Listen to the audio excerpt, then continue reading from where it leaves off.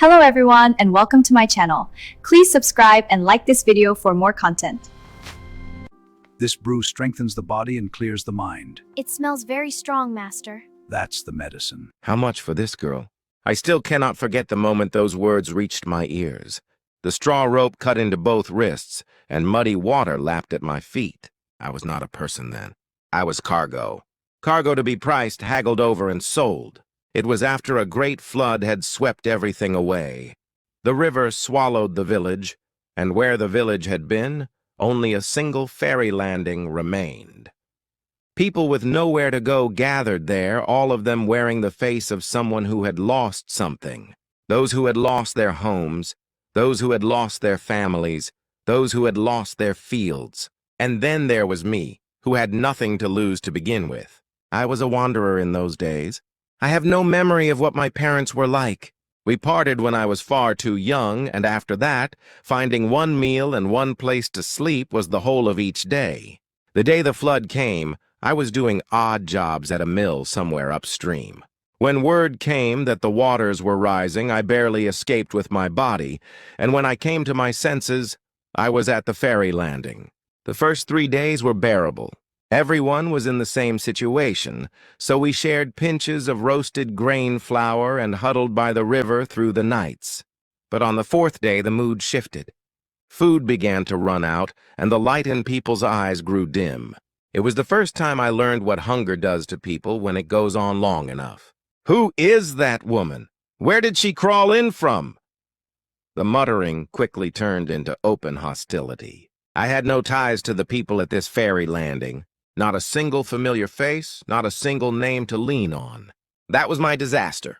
When food grew scarce, people began shedding whatever was not their own family. I was the weight to be cut loose first. It was the dawn of the 15th day. Half asleep, I felt someone grab my wrists and pull. Before I could open my eyes, straw rope was wound around them and cloth was shoved into my mouth. I tried to struggle, but the man's arms were the size of my torso. He dragged me to the reed bed behind the ferry landing. Inside the reed bed, 2 others were already waiting. One was a girl who looked younger than me, and the other was a middle-aged man caked in grime. The man looked at me and bared his teeth in a grin. A traitor's grin. The expression of someone who had sold things before many times before. Even in that moment, I could not make the situation feel real. Surely this was not what I thought it was. But the rope would not come loose from my wrists. The cloth in my mouth silenced every sound I had, and the reeds rustled on and on. How much time passed I do not know. When the sun rose and people began to stir at the landing, a boat drew close to the reed bed, and the person who stepped off that boat walked toward us. I knew at first glance this was no ordinary person. The clothing was shabby, but the walk did not waver. The eyes were still. Eyes that do not break before disaster, the eyes of someone who has lived through the world more than once. How much for this girl? That person said it to the middle-aged man. Not looking at me, not speaking to me. I was simply the object of a transaction, a thing. The bargaining was brief. The middle-aged man named a considerable sum, and the man who had walked up thought for a moment and nodded. What came out from inside his coat was a bundle of coins that looked quite heavy. I was told later it was equal to 6 months' wages for 10 grown laborers. It seemed absurd that a 15-year-old wandering girl should be worth that much. No, in truth, it was not absurd. It was terrifying. I was put on the boat with the rope still on me. The man did not sit beside me.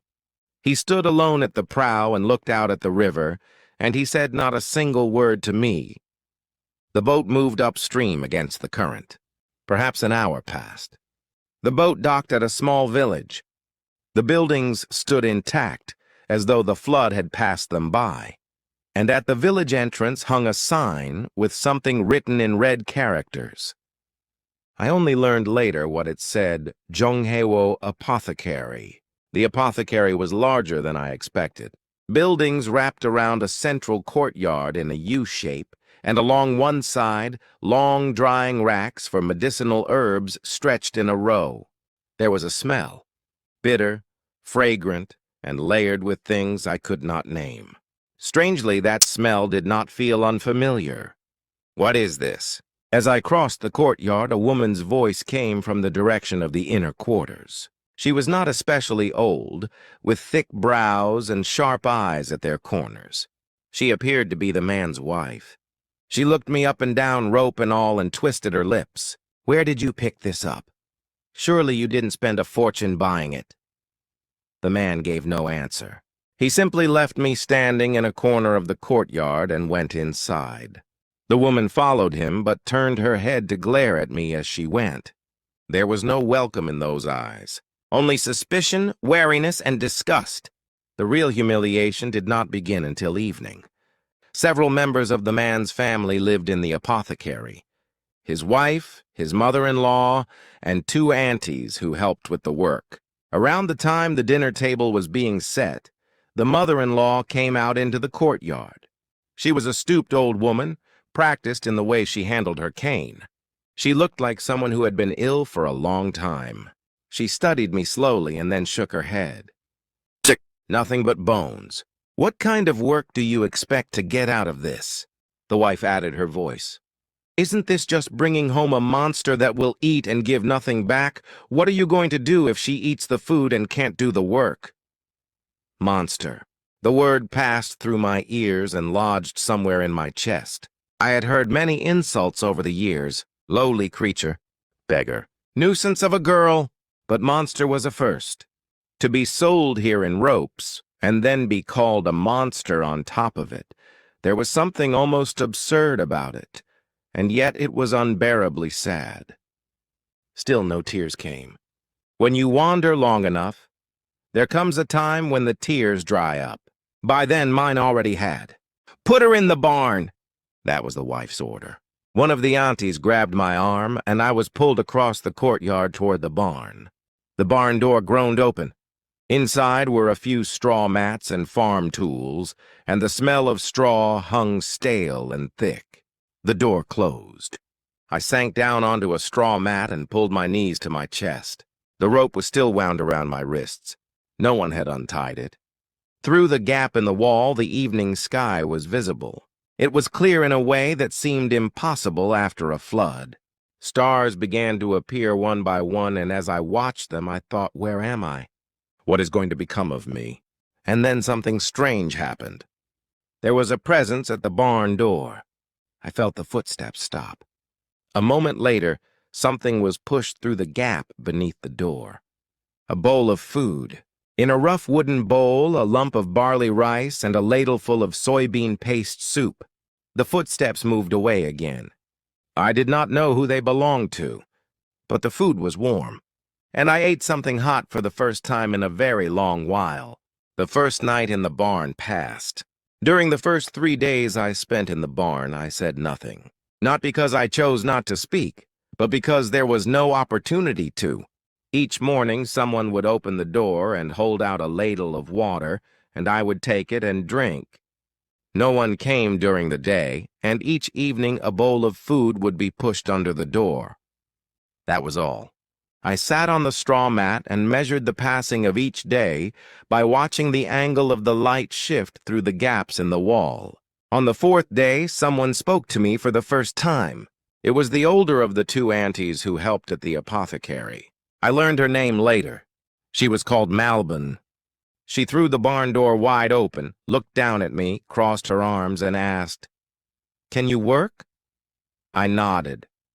"The mistress has forbidden you from the kitchen. She says you are not to touch the food, so you'll have to go to the apothecary side." Whether those words were an insult or a relief, I could not tell at the time. Not wanting me in the kitchen meant she still did not regard me as fully human. But if the work was on the apothecary side, it was at least better than staying inside the barn. I remember the day I first followed Malbon Auntie around to the back of the apothecary. The workshop was between the main house and the apothecary in a half-shaded spot. It had a roof, but was open on all sides, so the breeze moved freely through it, and the floor was bare earth. The long work table was crowded with mortars and pestles, sieves and wooden tubs, jars of every size. Along one wall, Bundles of herbs tied and hung upside down were packed in dense rows, and in one corner of the floor a reed mat had been spread out with herbs laid across it to dry. The smell was strong. Bitter things, sweet things. The smell of earth and grass. And beneath it all the layered scent of old things whose names I did not know. And yet strangely I did not find it unpleasant. If anything, it settled something inside me, like stepping into an ancient forest. Do only what you are told here. Do not touch the herbs without permission. If someone who came from who knows where meddles carelessly and the medicine is ruined, that is your neck. Malbon Auntie said this and pressed the pestle into my hand. Grinding, clearing, drying. That was my first work. At first my hands cracked and bruised. The pestle was heavy, and repeating the same motion all day left my shoulders so stiff I could barely lift my arms. But I did not complain. There was no one to complain to, and I had learned long ago that complaining changed nothing. Instead, I learned with my eyes. I watched the way Malbon Auntie handled the herbs without anyone knowing I was watching. Some herbs needed to be ground hard in the mortar, while others had to be chopped gently. Some had to dry in the shade, while others needed to be set out in the strong afternoon sun. When drying near the hearth, temperature mattered. Too hot, and the fragrance would escape too low, and the moisture would not leave. Malbon Auntie judged all of this with her fingertips and her nose. She would pick up a herb, hold it in her palm, smell it, and from that alone gauge its condition. Every time I watched her do it, I felt I was witnessing something very old, and I could not look away. It was around the time half a month had passed. That morning, the atmosphere was unusual from early on. The owner of the apothecary, a man named Jung Haiwo, had been moving in and out of the workshop since early in the day. I knew he was the one who had bought me, and yet I had never properly met his eyes. Since bringing me here, he had not come to the barn or the workshop.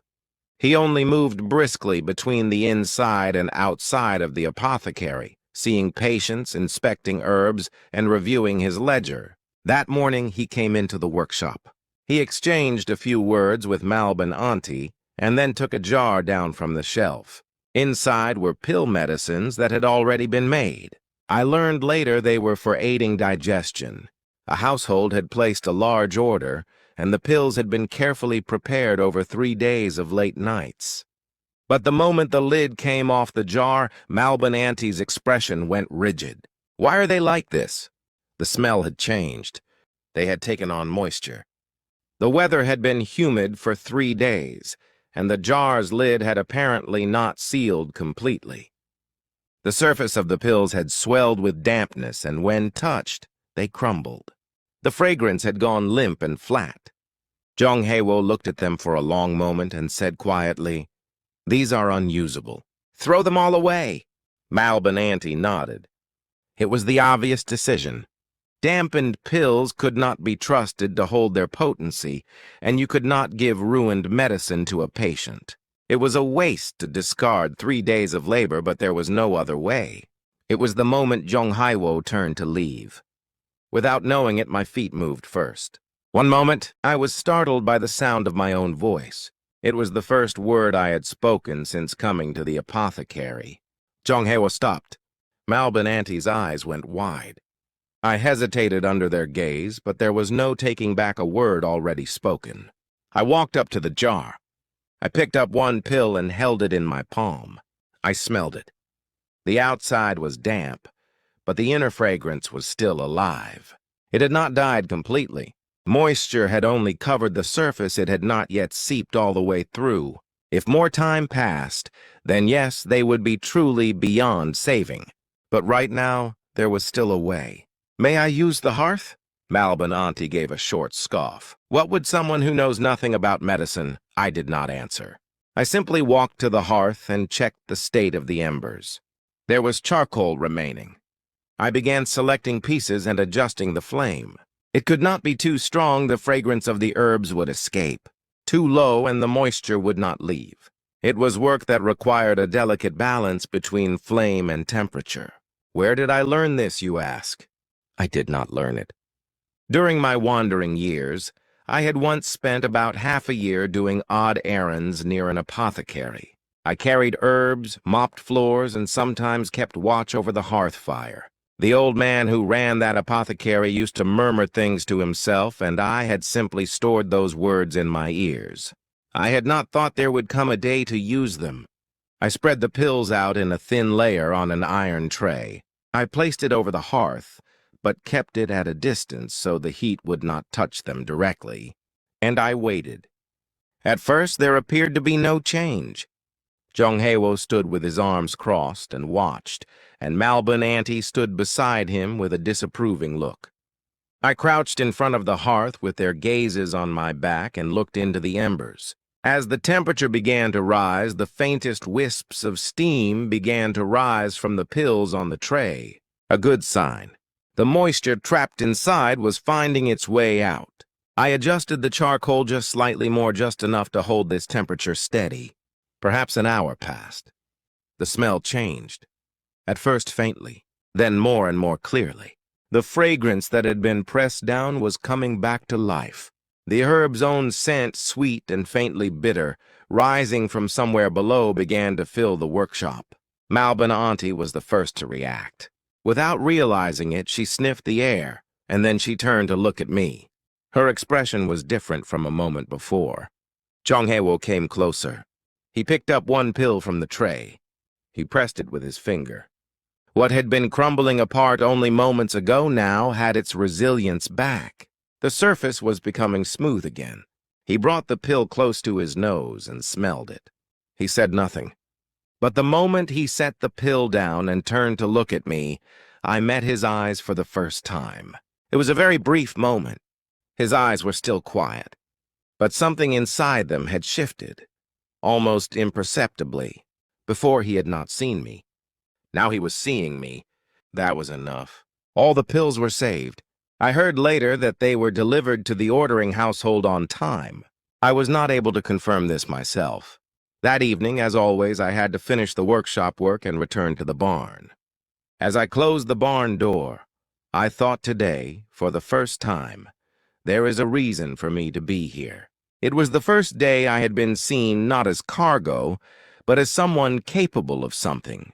It was a very small beginning, but I knew nothing large has ever begun without beginning small. That night, beside the bowl of food pushed under the door, there was something else. A small medicine pouch, an ointment for chapped hands. I looked at it for a long time. The footsteps had already faded, as always. There was no time to ask who it was. I held the pouch in my hand and looked out at the sky through the gap in the wall. It was a night full of stars. It was 3 days after that incident. I was sorting herbs in one corner of the workshop as usual. It was the work of separating what could be used from what should be discarded, and that day there were more things to throw away than usual. Things that had sat too long and lost their color, things eaten by insects, things that had snapped while drying. They piled up in a small basket. I was just about to carry it out to a corner of the yard to dispose of it. Danby. It was the first time anyone had called my name. Since coming to the apothecary, no one had used my name. Malbon Auntie called me simply, "You there," and the mistress never spoke to me at all. Perhaps that is why I had momentarily forgotten that those 2 syllables were my name. I turned around. It was Jonghae-wo. He was standing beside the workshop door, looking at the basket I was holding. The basket of herbs to be thrown away. He walked slowly over and peered inside. He reached in with one hand and picked up a few herbs, a faded piece of licorice root, a piece of ginger that had snapped while drying, a piece of dried citrus peel with insect marks. He looked at them for a long moment and then said, "Your hands are hands that bring ruined things back to life." I could not say anything. I could not tell whether it was a compliment or simply an observation. His expression was still composed. The face of someone who had already made a decision. "Do not throw these away." He returned the basket to my hands. "Within 3 days, try making something with these. Whatever you make is up to you. Only do it inside the workshop." That was all. He gave no further explanation, and he did not say what he wanted. He simply turned and went back inside the apothecary. I stood there holding the basket for a long time. It was a test. That much I knew clearly. But what kind of test I could not tell. What he was looking for, what answer he wanted. That evening, even after I had returned to the barn, I thought about it for a long time. I went through the herbs in the basket one by one in my mind. Even the faded ones still held their fragrance. Even the broken, insect-eaten ones were not completely dead. They were damaged things but too precious to throw away. From that night on, I split my life between day and night. During the day, I did chores as usual. Grinding herbs, washing the trays, bringing in what had dried, wiping the jar lids. I watched Malbin Auntie's mood and finished whatever she asked, as though nothing had changed. But when night came and everyone had gone to sleep, I went back to the workshop. The first few days I was frightened. I did not know what would happen if I were caught alone in the workshop at an hour I had not been given. But Jongheo had said only inside the workshop. I interpreted those words as permission. On the first night, I revived the embers in the hearth and spread the herbs from the basket across the work table. Moonlight came in through the gaps in the roof, and in a workshop lit by a single candle, I looked at the herbs for a long time. What could I make? The first thing I thought of was tea, something drinkable, something that goes inside the body and soothes. The first thing I had taken note of in the apothecary household was the condition of its people. The mother-in-law had a weak digestion and could not eat well. I had watched many times as she took a few small bites at each meal before pushing the table away. The mistress appeared to have trouble with her shoulders and wrists. When the weather turned cold, she had a habit of wrapping her hand around her wrist. Malbin Auntie seemed to suffer from indigestion often. Many evenings her face was swollen. I narrowed it down and settled on 3 directions: a tea to aid digestion, an ointment to improve circulation and warm the hands and feet, and a drink to ease bloating and settle the stomach. The licorice still had sweetness in it. The color had faded, but the sweetness was alive. The ginger root had snapped, but its heat was strong. The citrus peel had insect marks, but once the outer skin was removed, the inside was intact. To these I added a piece of cinnamon bark and a few dried jujubes I had picked out from the pile of discarded herbs. I made a little each night. The ratio matters for tea. Too much licorice, and the sweetness becomes overwhelming. Too much ginger, and it irritates the stomach. I changed the proportions many times and kept brewing. I checked with my nose, tasted with my fingertips. I repeated the process until it felt right. The ointment was more difficult. It needed a base oil, and there was a little sesame oil left in a corner of the workshop. I mixed cinnamon powder and dried mugwort into it and heated it slowly. If the temperature goes too high, the properties escape. I sat in front of the hearth past 2 in the morning adjusting the heat. My hands were burning and my eyes stung, but watching the ointment cool and gradually solidify, my mind grew strangely quiet. On the second night, all 3 were finished. The problem was how to get them used. I could not give them directly. I knew how people looked at me. It was obvious they would say who would take something made by whatever had rolled in from nowhere. So I used another method. The tea I placed on the kitchen shelf next to the workshop, casually among the usual dishes. If someone found it and used it, that was enough. If they passed it by, there was nothing I could do. The ointment I slipped beside the shoes, placed in front of the mother-in-law's room, somewhere she would see it when she woke in the morning. I wrote no name on it. Leaving it was all that was needed.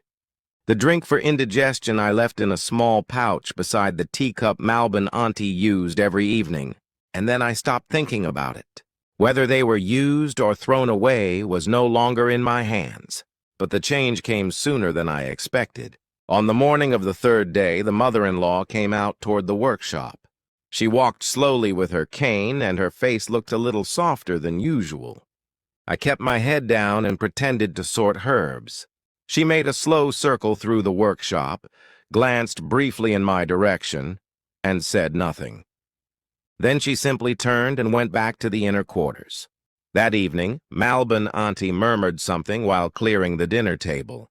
She was speaking to herself rather than to me, but the sound carried as far as the workshop.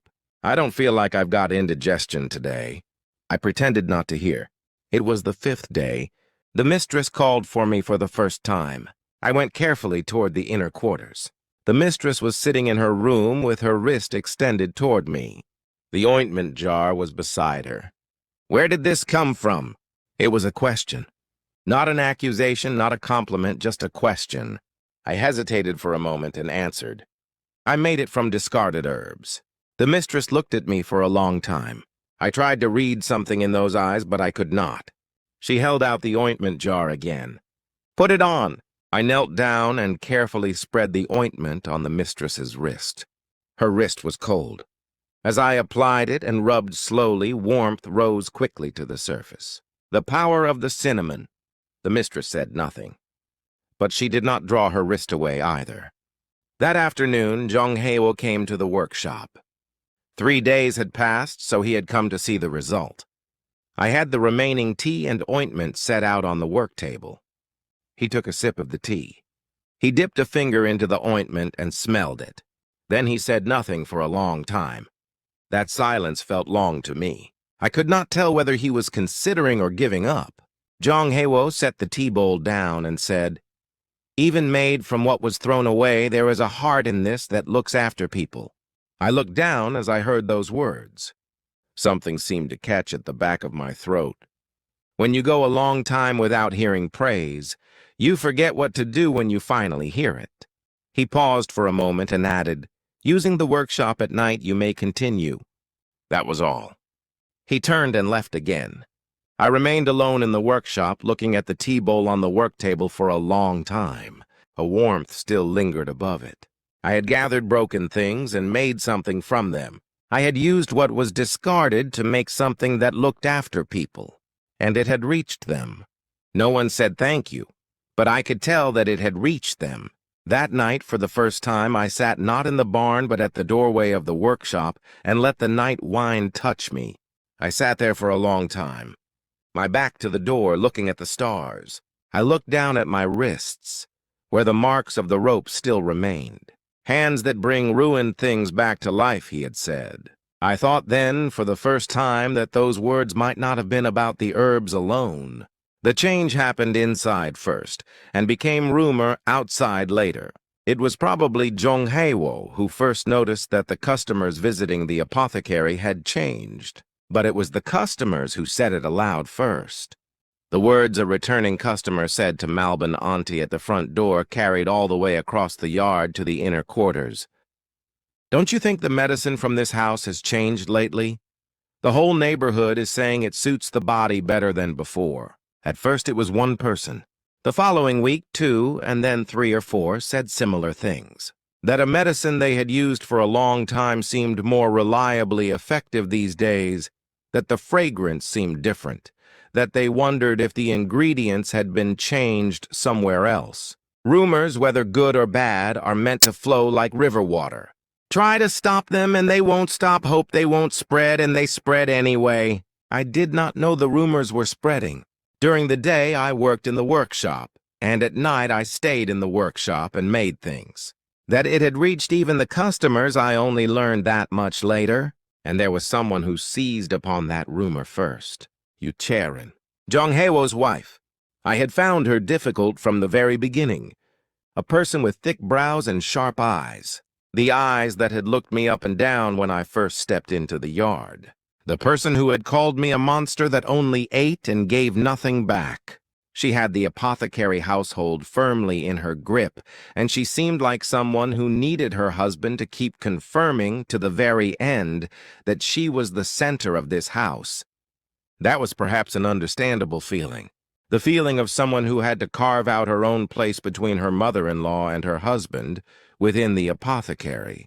But when that feeling turned toward me, things changed. At first it was small things. Tools I used in the workshop would be in different places, or things I had made at night would have their lids open when I looked in the morning. Signs that someone had been looking. I suspected it was Charon, but I said nothing. Then one day, Charon came directly into the workshop. It was daytime. I was sorting herbs, and Charon looked over the work table without a word. The things I had made the night before were there. 2 small pouches and 1 jar of ointment. What is this? It was not a question but a confirmation. I bowed my head and answered. Things I made from discarded herbs. It is work I received permission for from the master. Charon picked up a pouch and smelled it. She looked at it for a long time and then set it down. She left without a word. Watching her go, I felt an uneasy premonition rising in me, but I did not know what to do. It was 3 days later. Charon called me to a small side room in the inner quarters. It was daytime, but the room was dark. The window was small and curtains were drawn. Charon stood before me, crossed her arms, and looked down at me. "You make things at night, don't you?" I said nothing. "Write down every one of those formulas for me, cold and clear words. A command." I looked at Charon's face for a moment. There was fear in those eyes. Very thinly, but unmistakably. The fear of someone who must take something before it is taken from her. "This is not a request. You know what your position is in this house. Something the master bought and paid a fortune for, from a trafficker at that. If that story gets out, what do you think happens to this apothecary's name?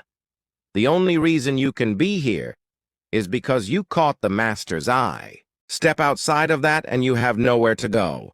There was not a single wrong word in it. That was what made it more frightening. Driving someone into a corner with words they cannot refute that day, I learned for the first time that this is the most effective kind of threat. I eventually nodded. Charon held out paper and a brush. I wrote slowly. The blend of the tea, the temperature and proportions of the ointment, the ingredients of the drink for settling indigestion. My hands trembled. The whole time I wrote, I could not tell whether this was right or wrong. But the words, "you have nowhere to go," gripped my ankles. I already knew those words far too well. When I handed over the paper, Charon folded it and tucked it inside her clothes and said, "Good. Stay quiet from now on." I left the room. The walk back across the yard to the workshop felt longer than usual. 5 days after that, from the day before, word had been going around that an unusual guest was coming to the apothecary. One of the household of a high official had a long-standing illness, and hearing the rumors about this apothecary, they were coming to verify the medicine's effects in person. Not simply to buy medicine, they wanted to see it being made. The apothecary was thrown into an uproar. Malbin Auntie swept the yard and tidied the workshop from early morning. Jong Haewo re-inspected the herbs and looked over his ledger, and Charon began to move. I was called by Charon early that morning. This time it was not the side room, but behind the workshop, in front of the storage room. The storage room had an old lock on it and held old tools that were not ordinarily used. Charon's face was different. It was set harder than usual, and in her hand was the key to the lock. "You know a guest is coming today?" I nodded. "I will explain the medicine directly to that guest myself. So you stay here today." The storage room door opened. A stale, dusty smell rose from inside. Charon grabbed my arm and shoved me in. I stumbled on my feet and caught myself with my hands on the floor. The door closed. The sound of the lock. Darkness. I sank to the floor and stayed still for a moment. As my eyes adjusted to the dark, the inside of the storage room gradually became visible. A broken mortar, a rusted rake, stacked straw mats, a narrow, low space. Sounds came from outside. The sound of the yard stirring, voices coming and going. The guest had apparently arrived. A little while later, Charon's voice came from the direction of the workshop. A clear, confident voice. The sound of her explaining things I had learned night after night. The ratios of blends, the method of adjusting temperature, which herbs complemented each other. What I had written on that paper was flowing out through Charon's mouth.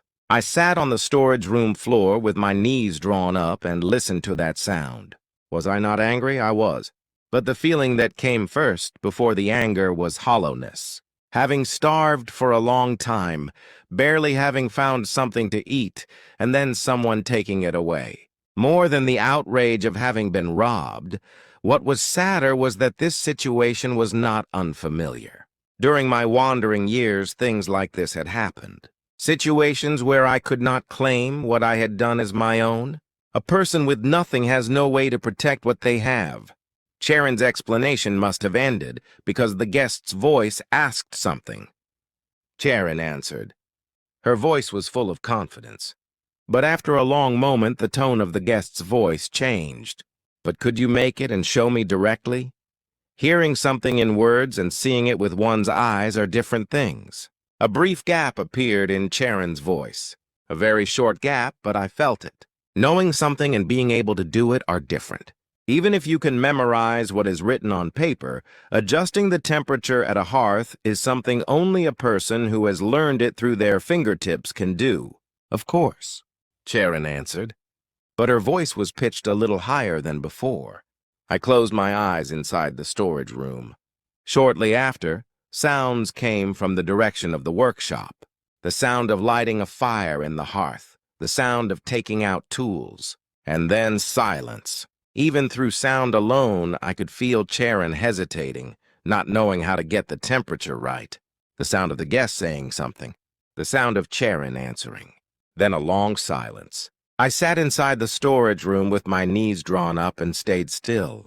In a place where I could do nothing, in a place where what I could do had been taken from me, I simply sat. Afternoon light came through the gap in the storage room door.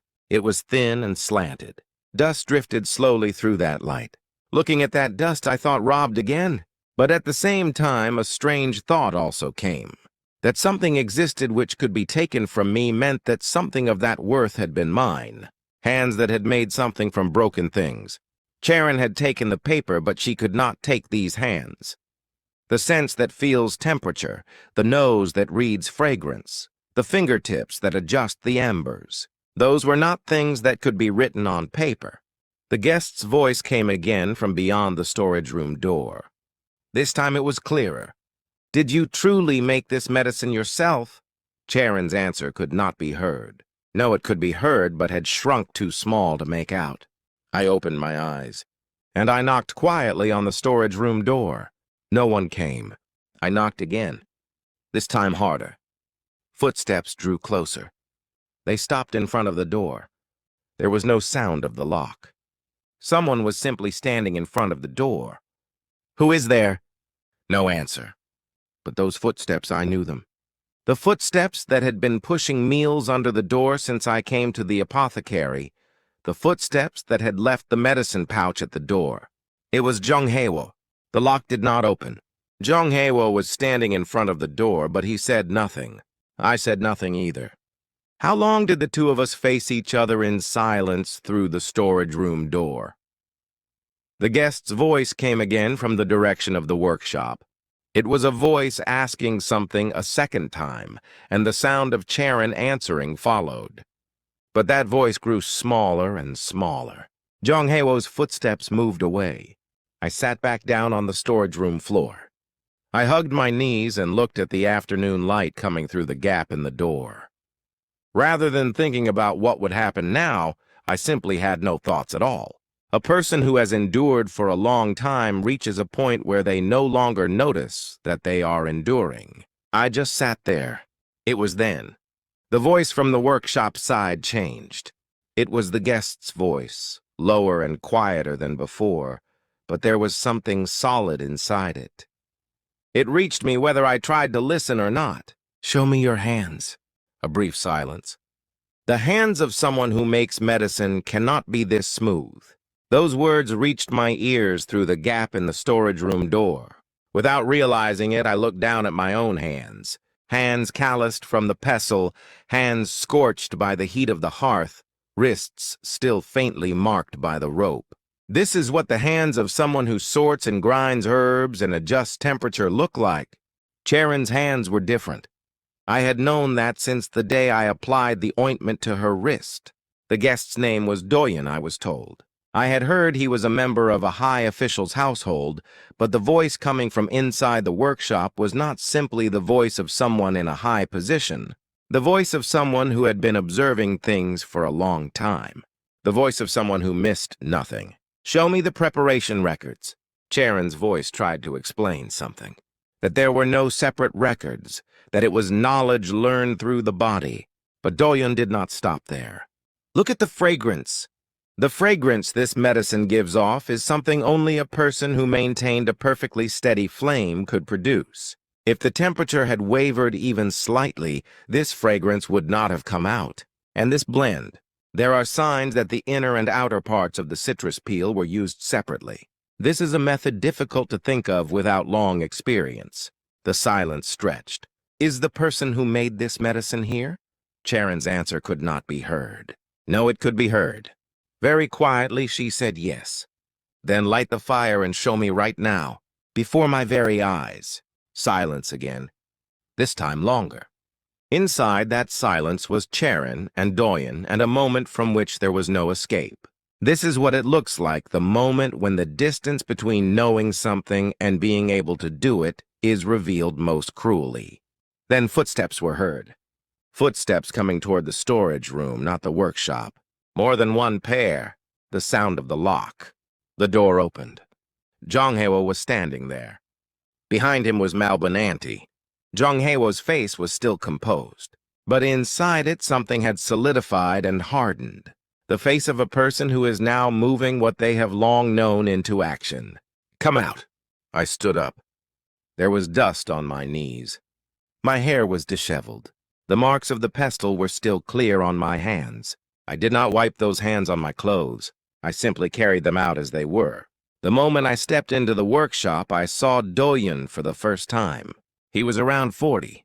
He wore official robes, but sharpness was what caught the eye before formality did. He looked at me and then, without a word, looked at my hands. The palms, the wrists, and the fingertips. It was a short time, but a thorough time. Is this the person? Jonghae answered. Yes. Charon was standing in one corner of the workshop. I tried not to look at her face. I felt that looking would only create something heavier inside me. Doyon spoke to me. Sit before the hearth. I walked to the hearth. The embers had gone out. Charon had tried to revive them and failed. I selected charcoal. I found the flint and struck a flame. It was a movement my hands knew well, something I had done every night in the workshop. The embers came back to life. I examined the bundle of herbs Doyon had brought, things he had prepared himself. I thought I could not tell whether his eyes were inspecting or testing, but either way it did not matter. In front of herbs, I always looked only at the herbs. Inside the bundle were things that were not simple, faded ones dried unevenly, ones that when mixed together would kill each other's potency. I picked them up one by one, smelled them, pressed them with my hand. I selected and selected again. Doyon asked quietly, Why do you choose those first? They are the ones whose fragrance is still alive. Even if the outside is damaged, the inside can still be used. They are things to be discarded. Even among discarded things, there are those that can be saved. Doyon was silent for a moment. I adjusted the flame without paying attention to that silence. I felt the temperature rising against my palm. I hung the tray at the right height above the hearth. I placed the herbs on it. I waited. Fragrance began to rise. At first faintly, then slowly it began to fill the workshop. Doyon smelled it. He narrowed his eyes and nodded slowly. The expression of someone who has confirmed something. About an hour passed and the medicine was finished. I cooled it and held it out before Doyon. He pressed it with his finger, smelled it and tasted it with the tip of his tongue. A long silence. Where did you learn this? I did not learn it. Then, I gathered what I had seen and heard while wandering many places. Doyon looked at me for a long time.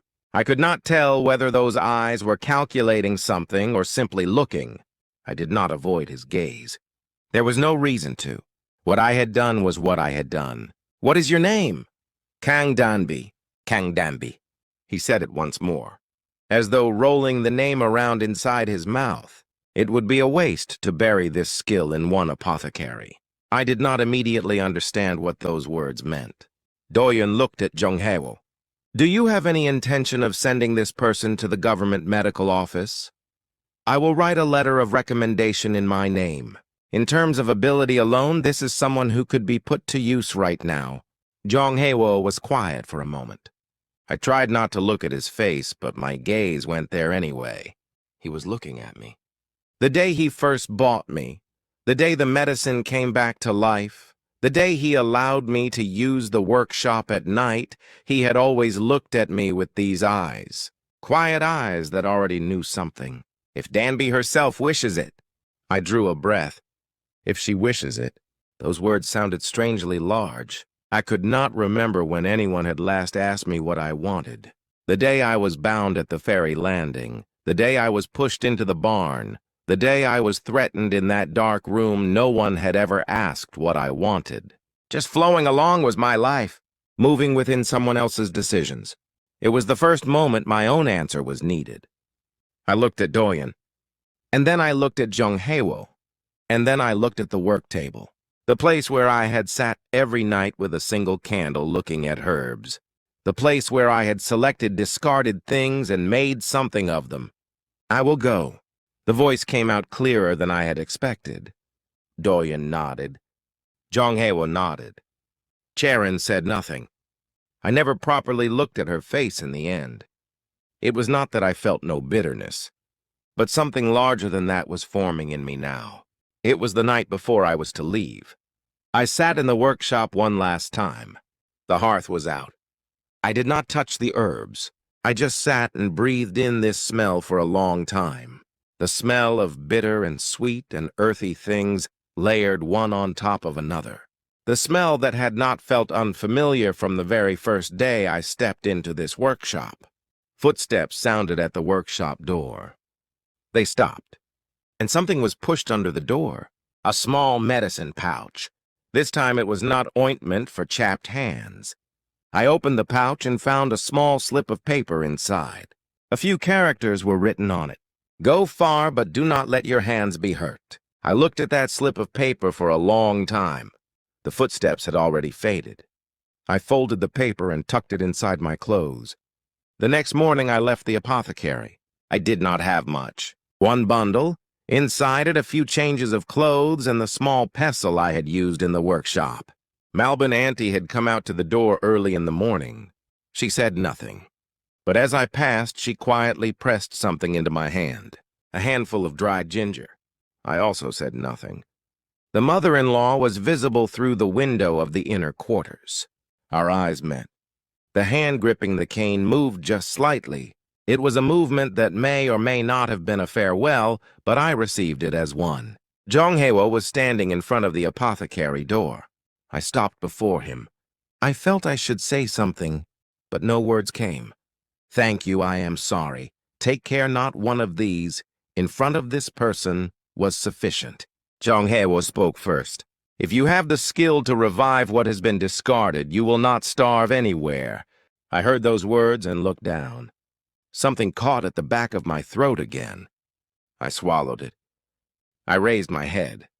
I nodded, and I walked. The moment I stepped out through the apothecary door, the wind blew. It was different from the wind that day at the ferry landing after the flood when I had been bound. That wind had been one that pushed at my back, but today's wind was one that walked alongside me. Doyen walked ahead. I followed. The government office and beyond it. The hands that had revived discarded herbs were now going somewhere larger. Was I not afraid? Of course I was afraid. But I had been afraid the day I was bound in rope and sold, afraid the day the barn door closed, afraid the day I was threatened in that small, dark room. Fear was familiar. Carrying what is familiar and walking with it, that was my way. The road continued. I walked, gripping the hands that had made something from what was thrown away, gripping those hands that would not be hurt, even going far. Over the wrists where the rope marks still remained, the morning sunlight settled down.